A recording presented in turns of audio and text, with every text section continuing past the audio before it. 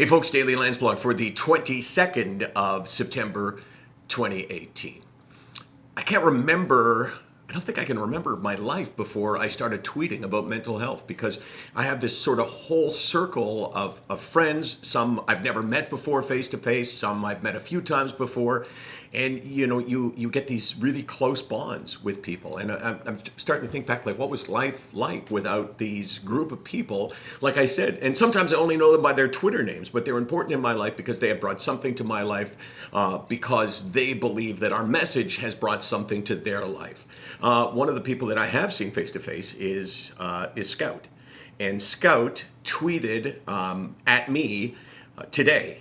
And I wanted to read it to you because I kind of thought it was pretty awesome. It made me feel nice. And then I want to tell you what I think about this.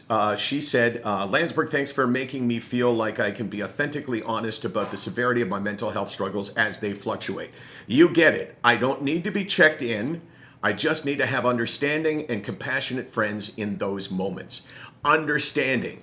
That is such an important word.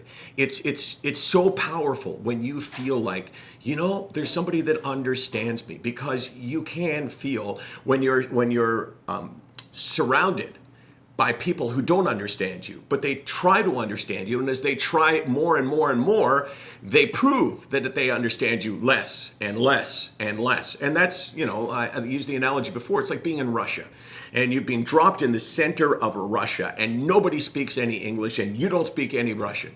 That's what it's like when you're surrounded by people, even people that care about you.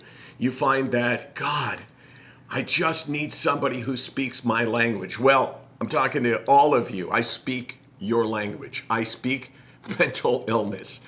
And I wanted to read the second tweet from Scout because this is, again, so relevant. It's amazing how some people, many people, almost all people who have really experienced it can put their experiences into words. And if you haven't experienced it, then you have no chance to say anything that someone like me would go, wow, yeah, that really does represent my feelings.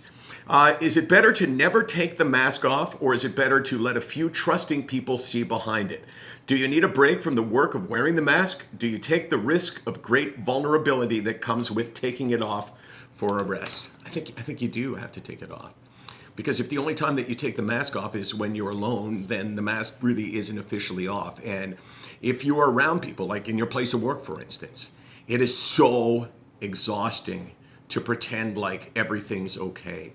It's so exhausting to feel an obligation. I mean, this is the worst part, is that you feel an obligation to the people around you that you have to pretend like you're okay, but you're the one that's suffering. It's like, it's like you got a kidney stone and you're around the people at your job and you think to yourself, I got to pretend like I'm okay. Even though I have this jabbing pain in my side, I have to protect everybody else around me. And whether it's that jabbing pain in your side or whether it's this haunting feeling in your head that says, oh God, I just want to be any place but where I am. But when you have to pretend like everything's okay, then that's exhausting. You got to take the mask off sometime. And I think the more you let the people in around you know, the better off you are, even though some of them won't understand. And some of them will damage their relationship with you because of the things they will say. But still, take the mask off. SickNotWeak.com, 24 hours a day, 364 days a year. Yes, I'm wearing the mask right now. It's also annoying. It's really annoying. I'm even annoying myself.